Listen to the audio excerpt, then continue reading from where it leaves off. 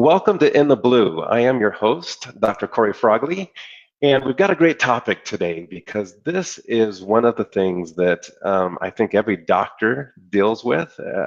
Your team struggles with this, gets frustrated with this, and that is collecting money, but more specifically from insurance. So if you're cash practice, sign off now because this isn't the one for you, although services of collecting from patients still ties into this. But we're really getting deep into specifically insurance claims and medical billing for dentists and our other providers. And I don't know about you guys, but I feel like that commercial that you've heard about the life insurance policies, or it's where they're yelling, "It's my money and I deserve it now." And sometimes we feel like that from these work. We've sent the claims, but yet the money isn't coming back. And we are honored to have an incredible guest today, DeVon Banks. She is the owner, CEO, founder of DTech. And this is a billing company that has put together systems and an incredible team that is skyrocketing the percentage of production collected. So remember, we keep that key metric in Blue IQ, which out of insurance billed out, what percentage is coming back? And she is killing it in this metric. So she's got some secrets. We're going to get into some key topics that you need to listen to today to really, you could probably double your insurance collections by the secrets that she's sharing today. So DeVon, thank you for joining us from Maryland today. We're so excited to have you. Thank you for having me. I'm honored to be here.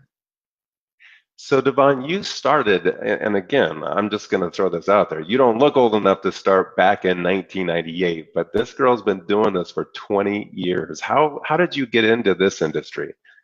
I actually started in dentistry in 1993. Wow. 25 years ago. So initially, so you were 7. When I was 7, exactly. I started out actually working in my dad's dental laboratory. It's family-owned business. I think that's what kind of gave me the business owner bug, if you will. And so I started doing that initially, and then I transitioned into working chairside clinical in a dental office, an endodontic office. And from there, kind of moved along, went to a GP office, transitioned to front desk, became office manager in another office. And then around about 1998, I was recruited by Dentrix Dental Systems to become a certified trainer. Nice. So as you can imagine, that put me in hundreds of offices. And, you start getting requests for additional things. Could you help me with my insurance claims? Could you help me with, all types of things. So I did a little bit of dabbling and consulting for a while and started building my client base, away from the Dentrix training. And then it just really took off. I hired my first employee, I don't know, about 15 years ago. And we just kind of hammered it out for a few years alone. And we were, kind of maintaining. And then it's just really grown a lot in the past, probably 3 years or so. And so now I'm up to a team of 13, and we have clients all over the country we provide billing services for. Nice job. Your success story alone is incredible. And that's why I've really enjoyed working with you, is you understand the big picture of not just billing, but running the practice from the ground up, because you've been in almost every position in the practice. Exactly. Yeah, exactly. And so, we're working on a few other things as well. We're going to be launching our placement service for employees, and we're also going to be doing an online learning platform. So I'll tell you a little bit about all that later, Corey, and then we can introduce that later. But just basically our mission is to make dentists as successful as possible and make it so they can get paid for their services and that they're, effective in their position as CEO. Yeah, smart. And that is a need, because let's jump into this first thing about why is billing and collecting insurance so complex? I mean, you're talking to guys with doctorates, and this boggles our minds. Yeah, I think there's a couple of factors at play here. One of which is there really aren't a lot of comprehensive training mechanisms in place out there, schools and things like that that are specific to dentistry. There's tons and tons of medical billing schools or training facilities, but there's really not a lot out there by way of dental billing, and it is different than medical billing. So I think that's one of the things that plays into this. Two, for dentists, as far as dentists go, they don't teach pretty much anything related to the business side of things to these guys when they're in school. So they come out and they're great dentists and they know how to treat their patients well, but they really have never been well versed in the business side of things. And insurance reimbursement is a very key component of their business side. Yeah. And I think another factor is that it's just an ever-changing world of insurance. So you really have to keep up in order to maintain good numbers and maintain high percentages collection rate wise. And if you don't have, a dedicated team in place there that's going to keep up with the industry changes, keep up with coding changes, and keep up with, exclusions and things of that nature, you may have a hard time keeping up and you'll fall behind potentially on getting reimbursed as you're supposed to. Yeah, no, fantastic points. And again, I think that's one of the keys of our audience is they understand that there's a lot of complexity to running the business side of dentistry and looking for help. And that's what our shows, that's what our software really brings to the table, is that assistance to allow them to focus on dentistry. Correct. And build the team that they need to help them with that. And so you guys, when you're dealing with these reimbursements, what gets reimbursed and what doesn't? Like how does a dental office really zone in and focus on what they should be doing as cash service should be getting reimbursed for through insurance? A lot of that can be accomplished by checking benefits prior to the patients coming in and getting a good sense of that information, and then documenting in their practice management system what those benefits are so that they're able to give a good cost estimate to the patient, and they're well aware of what things will be covered and what things will not be covered, at what percentage, are there deductibles that apply, is there a maximum per year that they're going to get paid, has there been any benefits used prior? All of those things need to be documented in the practice management system, and that will allow a more accurate portrayal of what patient portion is so that they are able to effectively collect at the time of service. Nice. And you guys kind of work hand in glove with the office. So you help the team members in the office connect and the information that needs to be gathered. And then you guys work as an extension to then work the actual claims and payments. Correct. Yeah, we work side by side as a team with the office. As a matter of fact, if not for them, we couldn't do our job. So, everyone has to play their part. They are going to do more of the data collection, getting the demographics and the insurance information into the system. We then pick up from there. Once charges are posted, claims are submitted for them. Any necessary documentation that's required is submitted along with the claims. We then do any follow-up appeals if necessary, fight with the insurance company as needed, and then we, of course, post their payments for them and make the appropriate adjustments. At that point, if there is a residual balance, we then kick right in and get statements sent out to the patients, and then we handle phone calls and inquiries and things like that if patients are having concerns about their account. Oh, beautiful. You probably billed thousands and thousands and thousands of claims. I bet you can't even put a number on it at this point. Yeah, we do. What have you seen as the biggest roadblock or the biggest thing that the office does that delays your then ability to go after the money? Is there a common thing or a couple common things that you see? I would say inaccurate data entry, or I should say maybe incomplete data entry. So date of birth is missing, ID number is incorrect. Maybe the way the plan is set up in the system is not correct and their subscriber is in or not in the right place. So just the data entry part of it. I think number two would be making sure the patient is still eligible with that plan. in this changing times, people are switching jobs quite often. Employers are changing their plans quite often as a result of, shopping around for new insurance for their employees. So it used to be, years ago, everyone kept their jobs for, 20, 30 years. They had the same insurance the whole time. That's changing now. So it's more important now than ever to make sure you're checking on your patient's eligibility, to make sure you're aware of what they currently have, so that we can make sure the right carrier gets billed. Oh, that's smart. Do you recommend that somebody in the office on every visit, that they're just asking that simple question, hey, has anything in your insurance plan changed since your last time you were in? I absolutely do recommend that. I even take it a step further. Because sometimes if you ask them, has anything changed? They're quick to say, oh, no, everything's the same. I recommend, and that goes for address, phone number, all those things. I recommend that you actually present them with what you have in your system visually or verbally, to say, hey, we have you in with Aetna through, U.S. government or whatever the plan they had, and verify that that's what they have. Are you still at, house number 4209? Oh, no, I haven't lived there in 6 years, So as opposed to asking, has anything changed? Additionally, most of the new, more progressive software systems have an eligibility component in place, which can be verified electronically. So a quick click of a button to check and see if that plan is still active. And then lastly, again, things have changed quite a bit, and with the onset of internet and websites and things like that, makes it pretty simple for you to go online and check eligibility on these insurance company websites. Doesn't take but just a couple seconds to check that with the subscriber ID and sometimes birthday. 1 or 2 pieces of information can get you what you need pretty quickly.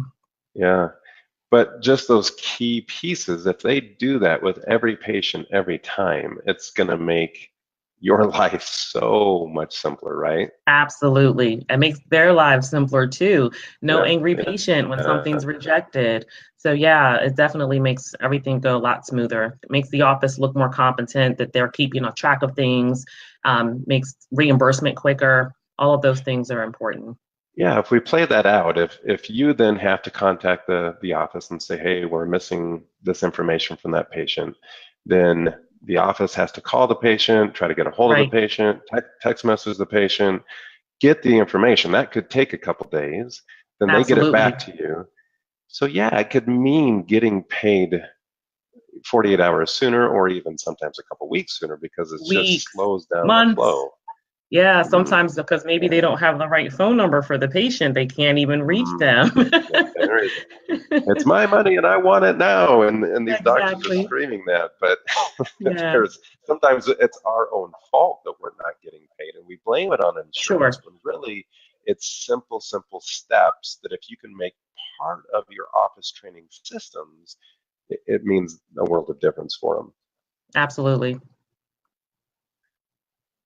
Let's get into a topic that maybe a lot of dentists don't look at, or maybe they shy away from, and that's dentistry and personal injury. And I'm coming from this topic from personal experience. I do a lot of personal injury over the years, or have in the past.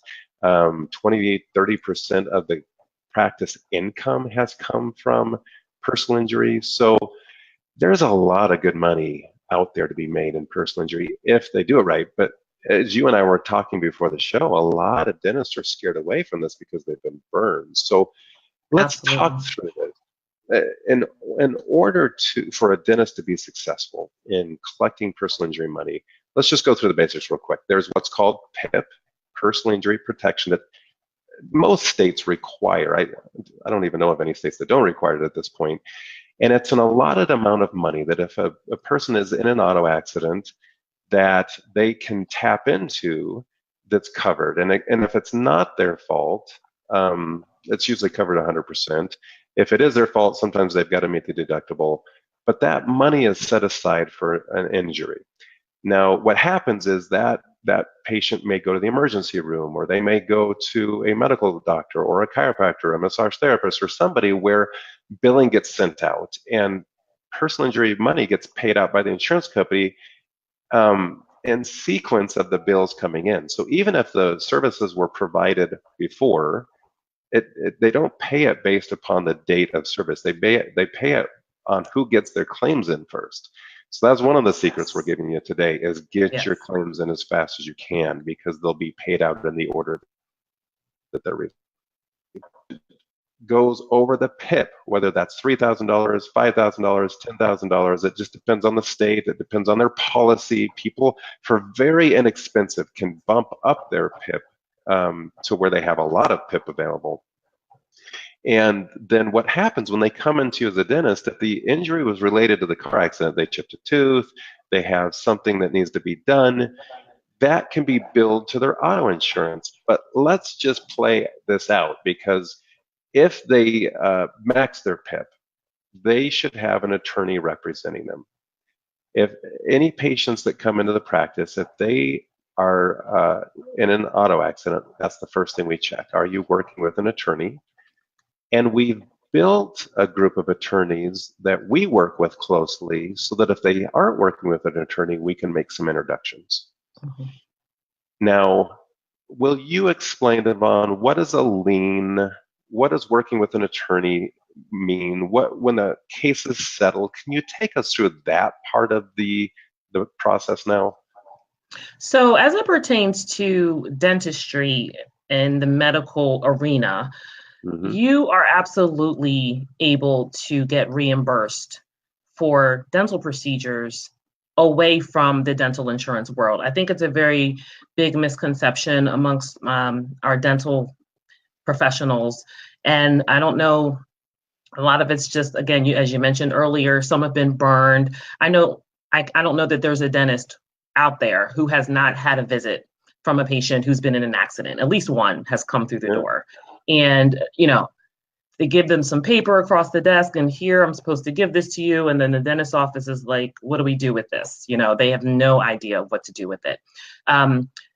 Dentistry is a specialty of medicine.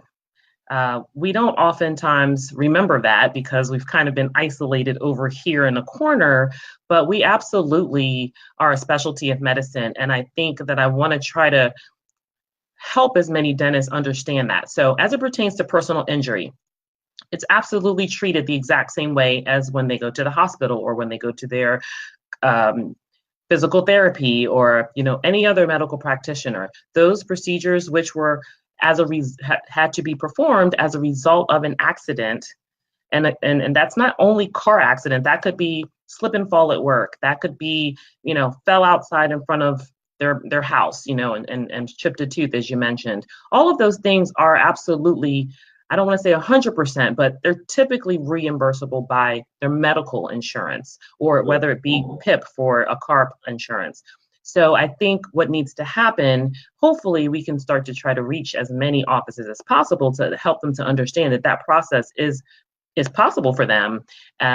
You absolutely can get in on a lawsuit if there's an attorney involved and get reimbursement from the other party who was at fault. Those things are all absolutely possible. I think, again, it's a big, scary world. And, as much as they weren't taught about dental insurance, they definitely weren't taught about how medical insurance works. So it's even scarier for them to think about. And I think another thing is you're talking about big numbers sometimes, it's not like, a cleaning and a checkup and, it's, $300 worth of revenue potentially. These sometimes into the tens of thousands of dollars, depending on how severe the accident was. So here's some other key secrets on that for our audience, is that as a dentist, you've got to be willing to take a patient on a lien sometimes. A lien means that they've maxed their PIP. You're not going to be able to submit the claims and get paid immediately. They're going to go to the attorney, and then the attorney is going to try to settle the case. Well, the things that are going to allow that attorney to collect as much money as possible is documentation. Documenting immediately the cause, the effect, and the effect on the patient and the procedures that had to be recommended and performed in order to get the patient back to what we call pre-injury condition. In medical termination, maximal medical improvement, sometimes we can't get them back to complete. And if there's scarring on the mouth, the face, somewhere in that area, if that's documented well, that makes the claim worth more money and it gives the attorney the ammo that they need to go after the higher dollars. And you can play, the dentist can play a profound role in that documentation and back to that pre-injury status. Does that make sense to you? That makes perfect sense. I think another key point to make here, typically when you're working within the realms of dental insurance and patient copay, you're going to be a lot more limited in terms of what you could get back. So you might even tend to scale back how aggressive you are with treatment as a dentist, because the dental insurance is only going to kick in, I don't know, $1,000 or $2,000. Patient, again, they're coming out of an accident. They're possibly not working at that point as a result, financially constrained. When you're talking about dealing with an attorney and you're going through a court process, there's no limits potentially as to what you're able to charge for getting the patient back to pre-accident state. So you're not as limited in what you can do to get them to where they need to be made whole again. So it might take you a little longer to get the money because you have to go through, of course, discovery and hearings and things of that nature. But you're not doing it yourself. You're just doing, like you said, proper documentation to support your case. And then you have to kind of step back and wait a little bit. But in the end, it typically pays off really well. Yeah, and I'll agree with you on that. And again, we've had cases that we didn't get paid for a year. The patient had to go through a lot of care. They had cervical disc herniations, but I'll tell you, there's a lot of personal injury money in TMJ disc damage. Yes. So when you're examining the patient, don't just stop at a chipped tooth or something like that. Really evaluate the biomechanics, and there's specialty training out there for that you can get certifications in. And the more you get your expertise in these things, this may scare some dentists. I don't want to be called as a special witness, but sat on the show imaging and testimony in personal injury cases that allowed the case to be settled for so much more money for the patient, deservedly so, because, man, going through and getting put back together after an injury sucks. I mean, there's no way around it. It's a lot of time out of their lives, and you're helping them get the money they deserve for going through it, but you're also getting paid. Now, last thing I want to talk about related to personal injury is I'm sure a lot of dentists are scared that they're going to be asked to cut their fees. Have you any experience in dealing with that? I have had some experience with that. I think that what the dentist has to do at some point is to determine what is reasonable and kind of, their bottom line number. Looking at the whole big picture and taking into account that there may be some reimbursement from both dental and medical insurance. But yeah, the other side will typically come back and want to reduce the amount, the other side typically being led by an insurance company for the person at fault. So as you can imagine, insurance companies have lots of attorneys that are paid to not have to pay out claims or any types of settlements. So they're pretty good at that negotiation process. But I think that as long as there's a sound attorney on the side of the patient, and you have to really just say what's your bottom line number that you're willing to accept, and just kind of stay hard fast on that. And I think, again, let's go back to the documentation issue. As long as you're able to completely support all of what treatment was required to get the patient back to whole again, you can make the case that you deserve to be compensated accordingly. Yeah. So here's one of the key secrets that I adopted early in my practicing career, and that was if an attorney ever came back and asked me to reduce my fees. So what that means is you can submit bills. The attorney is going to go after as much of that as possible. But the reality is sometimes they don't get the full claims paid, or they get a chunk of money and they're now trying to get their fees covered. They're trying to get the patient some money back for their time and suffering. And then of course they're trying to get the medical claims paid. Remember, the attorney's on your side. He or she's not your enemy. They are doing the work to try to get the maximum amount of money out of this case. So they're valuable. They're not Sometimes we look at them as bloodsuckers, and sometimes they Mhm. are, but here's how I've been able to develop really good relationships with attorneys over the years. And that is, I ask them, if you're asking me to reduce my fees, would you mind sharing me how much you're reducing your fees, or other providers are being asked to reduce their fees? Because I'm willing to play the game. I understand that you have a limited amount of money to work with. So give me the big picture. Who else is reducing their fees? I make sure Right, to get clarity on that person. If I'm the only person being asked to reduce my fees, there's no way right. I'm agreeing to Yeah. reduce my fees.